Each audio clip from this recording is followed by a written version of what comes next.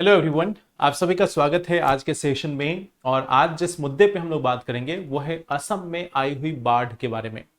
आप सबको मालूम होगा कि असम अभी एक बहुत ही बुरे दौर से गुजर रहा है, जहां पे लगभग 3.5 लाख के आसपास लोग बाढ़ के कारण प्रभावित हुए हैं। यहाँ पर जो बाढ़ के कारण मरने वाले लोगों की संख्या है वो भी जो ताजा रिपोर्ट से उसके अनुसार 75 से ऊपर हो चुकी है, 75 से ऊपर हो चुकी है। और हजारों लोग अभी भी लापता हैं। तो हम लोग इस असम में जो बाढ़ आई है उसके कारण को समझते हैं, यहाँ पर जो नदियां हैं उसके बारे में हम जानने की कोशिश करते हैं। तो एक एक करके इसके बारे में हम लोग यहाँ पे डिस्कस करेंगे। सबसे पहले अगर हम लोग बात करें तो अभी जो असम में हमें बाढ़ देखने को मिला है वह आज के समय में असम के लिए सबसे भीषण बाढ़ है। इसमें आप देखोगे कि असम, अरुणाचल प्रदेश और नागालैंड, इन तीनों स्थानों पर काफी भारी बारिश हुई। और इसके कारण हमें यह देखने को मिल रहा है कि असम को इस बाढ़ का सामना करना पड़ रहा है। असम में बाढ़ के कारण आप देखोगे तो असम में अकेले आपको लगभग 3 लाख लोग और इसके आसपास के क्षेत्रों में लगभग 4 लाख के आसपास में और लोग हैं जो प्रभावित हैं। तो कुल मिलाकर 7 लाख से अधिक लोग इसके कारण प्रभावित हैं। अब देखो, अगर हम लोग यहां पे बात करें तो इसके कारण जो जीवन है, जो फसल है, बुनियादी ढांचे हैं और इसके साथ साथ जो वन्य जीव है वो भी काफी ज्यादा प्रभावित हुए हैं। आप सबको मालूम होगा कि यहीं पे हमारे पास काजीरंगा नेशनल पार्क है, मानस वाइल्ड लाइफ सेंचुरी है। और आपको मालूम है कि काजीरंगा में जो वन हॉर्न राइनोज होते हैं, जो एक सिंग वाले गेंडे होते हैं, उनकी सबसे अधिक पॉपुलेशन इसी क्षेत्र में पाई जाती है। तो ये सभी उसके कारण प्रभावित हैं।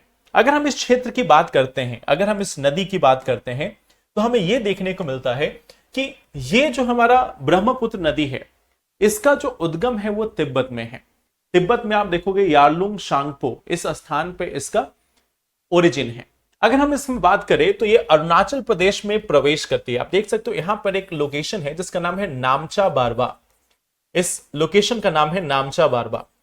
यहां से यह प्रवेश करके भारत में एंटर होती है और असम से होते हुए यह फिर बांग्लादेश में चली जाती है। इसमें आप देखोगे कि इसमें ब्रेडेड चैनल्स हैं, मतलब ये काफी ज्यादा वितरित हो जाती हैं, काफी ज्यादा फैल जाती हैं। साथ में इसमें बार बार मार्ग बदलना भी देखने को मिलता है। और जो इसका बाढ़ का मैदान है, जो फ्लड प्लेन है, वो काफी ज्यादा विस्तृत है, तो इसका पानी काफी क्षेत्रों में फैल जाता है। अगर हम लोग यहां पे बात करें तो इसका जो तलछट भार है यानी कि सेडिमेंट लोड, ये काफी ज्यादा है। यानी इसमें सेडिमेंट्स की मात्रा काफी अधिक देखी जाती है इस ब्रह्मपुत्र नदी में। अगर हम यहां पे बात करें इस ब्रह्मपुत्र नदी के बारे में तो आप देख सकते हो कि यहां पे एक ग्लेशियर है। यहां पे एक ग्लेशियर है जिसका नाम है चेम युंगदुंग ग्लेशियर। यहां से वो होती हुई भारत में एंटर करती है नामचा बारवा के पास से। यहाँ पे इसको कई ट्रिब्यूटरीज भी मिलती हैं, जैसे कि दिवांग है, लोहित है, धनसिरी है। इसके साथ ऊपर में सुबनसिरी, मानस, तीस्ता, एक संकोश नदी है वह भी मिलती है, कापली है। ठीक है, तो कई सारी ऐसी नदियां हैं जो जाकर इसमें मिलती हैं। कई सारी ऐसी नदियां हैं जो ऊपर जाकर इस ब्रह्मपुत्र नदी में मिलती हैं। तो आप यहां पर देखोगे कि जैसे अगर हम इसके राइट बैंक साइड में देखें तो हमें यह देखने को मिलता है कि इसमें एक नदी है जिसका नाम है सुबनसिरी। यहां पे आपको एक साइड में देखने को मिलेगा कि सुबनसिरी है। अगर हम इसके राइट साइड में देखें तो एक नदी हमें सुबनसिरी देखने को मिलेगी। ठीक है, उसके बाद आप देखोगे कि यहीं पे आपको कामेंग भी देखने को मिलेगा। ठीक है, यहीं पे आपको कामेंग नदी भी देखने को मिलेगी। इसके साथ साथ आप देखोगे यहां पे आपको मानस देखने को मिलेगा, यहां पे आपको संकोश देखने को मिलेगा और तीस्ता भी देखने को मिलेगा। तो ये सभी नदियां हैं जो आपको इसमें राइट साइड में दाहिनी ओर ये नदियां आपको देखने को मिलती है। और नीचे में आप देखोगे तो यहां पे आपको दिवांग देखने को मिलेगा, इसके साथ साथ लोहित देखने को मिलेगा। इसके बाद आपको वाराणसी,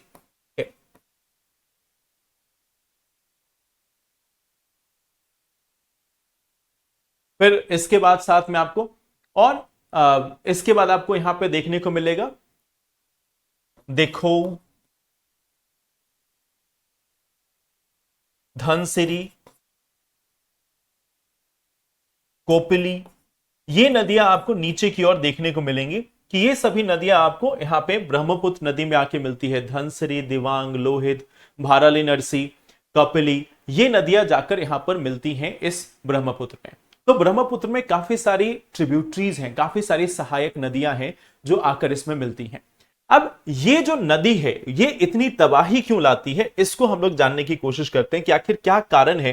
ठीक है, देखो इसके अगर जल ग्रहण क्षेत्र की बात करें तो जल कहां कहां से इसको प्राप्त होता है। जो कैचमेंट एरिया है उसमें तिब्बत भी है, अरुणाचल प्रदेश है, नागालैंड है, भूटान, मेघालय, असम, इन सभी क्षेत्रों से जो भी बारिश का पानी है वह इसमें कलेक्ट होता है। जो ग्लेशियर्स का पानी है वह भी इसमें कलेक्ट होता है। और कहीं भी बारिश हो रही हो लास्ट में कहां पहुंचता है, जो फ्लड प्लेन है, जो इसका जो एरिया है बाढ़ का, वो कहां है, असम में। ठीक है, तो असम में आकर यह सारा पानी एकत्रित होता है। एक तरीके से आप समझ सकते हो कि चारों तरफ जो पहाड़ियां हैं सभी तरीकों से यह जो पानी है वो इकट्ठा होकर कहां पहुंचता है, यह टोटल पानी पहुंचता है असम में। एक तरफ आपको दिखेगा अरुणाचल प्रदेश से, नागालैंड से, मेघालय की ओर से, भूटान की ओर से, तिब्बत की ओर से, सभी तरफ से जो जल है वो जाकर इकट्ठा होता है इस नदी में और वो पहुंचता है असम के फ्लड प्लेन में। और इसीलिए असम में हर साल आपको यह बाढ़ देखने को मिलती है। हर साल यह बाढ़ आपको वहां पर देखने को मिलेगी। इसके साथ साथ आप देखोगे असम में लगभग हर साल 2000 से 3000 मिलीमीटर बारिश भी होती है। और इसका कारण क्या है, जैसे आपको मालूम होगा कि भारत में जो बारिश होती है मॉनसून के समय में उसके दो ब्रांचेज होते हैं। एक जो हमारा जो वेस्टर्न ब्रांच है जिससे महाराष्ट्र, कर्नाटक, बाकी स्थानों में बारिश होती है जो बाकी पूरे देश में फैलता है, और एक है बे ऑफ बंगाल ब्रांच। तो अरेबियन सी का जो ब्रांच है उससे बाकी हिस्सों में बारिश होती है, और जो बे ऑफ बंगाल का जो ब्रांच है उससे बारिश होती है पूर्वोत्तर के राज्यों में जिसमें असम भी शामिल है। तो यहां पे 2000 से 3000 मिलीमीटर बारिश होती है। तो ये जो मॉनसून की जो बंगाल की खाड़ी शाखा है, पर्वतीय वर्षा, नमी युक्त हवाएं और पश्चिमी विक्षोभ, इन सभी के कारण असम में काफी ज्यादा बारिश देखने को मिलती है। लगभग 2000 से 3000 मिलीमीटर यानी कि 200 से 300 सेंटीमीटर बारिश यहां पर होती है। और इसके कारण जो नदियां हैं वो लगातार उफान पर रहती हैं। इसके कारण हमें यह देखने को मिलेगा कि जो असम की नदियां हैं वो लगातार उफान पर रहती हैं। अब आप गौर करना कि अगर हम लोग बात करते हैं अरुणाचल में जो नदियां हैं वह तेजी से बहती है, और असम में जो प्रवेश होता है तो ढलान यहां पर तेजी से कम होता है। जैसे अरुणाचल में स्लोप काफी ज्यादा है, लेकिन जैसे ही असम में प्रवेश करता है यहां पे स्लोप कम हो जाती है, जिसके कारण क्या होगा, यहां पे सेडिमेंट का डिपोजिशन होना स्टार्ट होता है, तलछट का जमाव होना होता है, और इससे नदी का तल जो है वो ऊपर की ओर उठेगा और फिर बाढ़ का पानी पूरे एरिया में स्प्रेड हो जाता है, पूरे एरिया में फैल जाता है। तो हमें यह देखने को मिलता है, इसलिए यहां पे असम में बाढ़ का जो खतरा है वह काफी तेजी से बढ़ता है। तो यानी कि जो स्लोप है वो अरुणाचल प्रदेश में अधिक है, जिसके कारण स्लोप पे पानी रुक नहीं रहा है, वो सीधा नीचे की ओर आ रहा है। असम में आने पे स्लोप काफी कम हो गया, यह पूरा जो क्षेत्र है वह सेडिमेंट से, तलछट का जमाव हो गया, और फिर इस पूरे क्षेत्र में हमें बाढ़ का असर देखने को मिलता है। यह चीज हमें यहां पे नजर आती है। फिर आप देखोगे अभी के समय में कुछ और फैक्टर्स हैं जिसके कारण यह बाढ़ की समस्या और भीषण होती जाती है। जैसे कि एग्जाम्पल के तौर पे हमें यहां पर देखने को मिलता है कि इस एरिया में पूरे विश्व में जो जलवायु परिवर्तन है इसके कारण मेल्टिंग, एक ही बार में अत्यधिक वर्षा होना, ये सारी समस्याएं देखने को मिलती है। कई बार आपने देखा होगा कि एक साथ बहुत तेज बारिश हो रही है, बादल फटने तक की घटनाएं हो रही हैं, और उसके बाद पूरा जो अगला जो महीना है वो पूरा शांत रहता है, जब ना कोई बारिश हो रही है, धूप बहुत तेज है। तो जलवायु परिवर्तन के असर के कारण हमें यह चीज भी देखने को मिलती है। इसके साथ साथ आप देखोगे वनों की कटाई, अतिक्रमण, जो आर्द्र भूमि है, वेटलैंड्स है, उसका भी विनाश हो रहा है, नदी का जो तट है उसका कटाव हो रहा है, और रेत का खनन। ये सभी वो फैक्टर्स हैं, ये सभी वो कारक हैं जिसके कारण यह जो बाढ़ की तबाही है वो और अधिक बढ़ जाती है। एक तरफ जो प्राकृतिक फैक्टर्स हैं, जो प्राकृतिक कारक है वो तो हैं, बट प्राकृतिक कारक के साथ साथ जो मानवीय कारक हैं उसको भी हम नजरअंदाज नहीं कर सकते। इसके कारण भी असम में बाढ़ की समस्या और अधिक, साल दर साल और अधिक विकराल रूप धारण कर रही है, और इसका प्रभाव हमें इस वर्ष भी 2026 में देखने को मिल रहा है। फिर आप देखोगे यहां पे कि अगर हम लोग बात करते हैं कि इसका नुकसान क्या हुआ है, तो यहां पे जो मौजूद लोग हैं उनकी आजीविका को बहुत नुकसान पहुंचा है। आप देख सकते हो कि नष्ट हुई फसल है, बुनियादी ढांचे को भारी नुकसान पहुंचा है। कई जो लोग हैं वो अभी शेल्टर होम्स में पनाह ले रहे हैं कि उनके लिए अलग अलग राहत शिविर बनाए गए हैं, राहत शिविरों में वह जाकर रह रहे हैं। तो हजारों की संख्या में लोगों को राहत शिविर की ओर जाना पड़ रहा है क्योंकि उनके घर नष्ट हो रहे हैं, उनका पूरा इलाका जो है वो बाढ़ में डूब चुका है। तो कई लोगों को बाहर जाकर शरण लेनी पड़ रही है। ऐसा बोला जा रहा है कि लगभग 1.5 लाख वो ऐसे लोग हैं जो डायरेक्टली इंपैक्टेड हैं, सीधे तौर पे प्रभावित हैं इस बाढ़ के कारण। वैसे कुल प्रभावितों की संख्या देखी जाए तो 6-7 लाख से अधिक है, जिसमें 3.5 लाख लोग ऐसे हैं जो बहुत ज्यादा प्रभावित हैं, फिर लगभग 4-4.5 लाख हैं जो इनडायरेक्टली उससे प्रभावित हैं। बट उसमें आप देखोगे 1.5 लाख लोग ऐसे हैं जो डायरेक्टली इससे बहुत ही ज्यादा हद तक प्रभावित हैं, जिनको बाढ़ का सामना एक्चुअल में करना पड़ रहा है। इसमें आप देखोगे समुदायों का विस्थापन हो रहा है, जीवन की हानि और शिक्षा में भी बाधा पहुंच रही है। ठीक है, कि आप सोचो कि कई लोगों की मृत्यु भी हुई है। इसके साथ साथ यहां पर हमें यह भी देखने को मिलता है कि यहां पे लोगों का विस्थापन हो रहा है, और विस्थापन एक ऐसी समस्या है जिसका असर दीर्घ काल तक रहेगा। एक लंबे समय तक इसका असर देखने को मिलेगा कि इस विस्थापन के कारण आने वाले समय में भी समस्या हो सकती है। बच्चों की शिक्षा में इससे बाधा पहुंचेगी, जो बुनियादी इंफ्रास्ट्रक्चर है वह नष्ट हो चुका है। तो इन सभी के कारण इसके साथ साथ आप देखोगे कि वन्य जीव जो हैं उसके आवास नष्ट हो रहे हैं, जो आर्द्र भूमि या जो पारिस्थितिक तंत्र है उसका भी हमें विनाश देखने को मिल रहा है। तो अल्टीमेटली ये सभी एरिया भी यहां से प्रभावित हो रहे हैं। फिर हम यह भी देखते हैं कि अगर बात किया जाए तो सरकार जो है वह क्या कर रही है, आपदा टीमों की तैनाती की गई है। एनडीआरएफ से लेकर एसडीआरएफ ये सभी वहां पर तैनात हैं।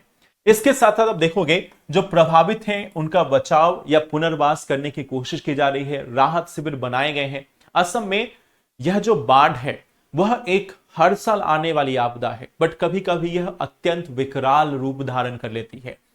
तो अगर आप देखोगे यहां पे केंद्रीय वित्तीय सहायता भी प्रदान की जा रही है असम को। तो ये कुछ चीजें हैं जो यहां पर चेंज किया गया है। अगर आप देखोगे तो एनडीआरएफ, एसडीआरएफ और सशस्त्र बलों की तैनाती गई है। 4 लाख से अधिक महिलाओं और बच्चों को कपड़े और आवश्यक वस्तुएं जो हैं वह वितरित की गई हैं। तो यहां पे जो व्यक्ति प्रभावित हैं, जो लोग प्रभावित हैं इस फ्लड से, उनके बचाव के लिए उनको बुनियादी सुविधाएं उपलब्ध कराने की कोशिश की जा रही है। तो ये सारे काम हो रहे हैं, बट फिर भी अभी बाढ़ का प्रभाव और भी विकराल ही होता जा रहा है, अभी ये कम नहीं हुआ है।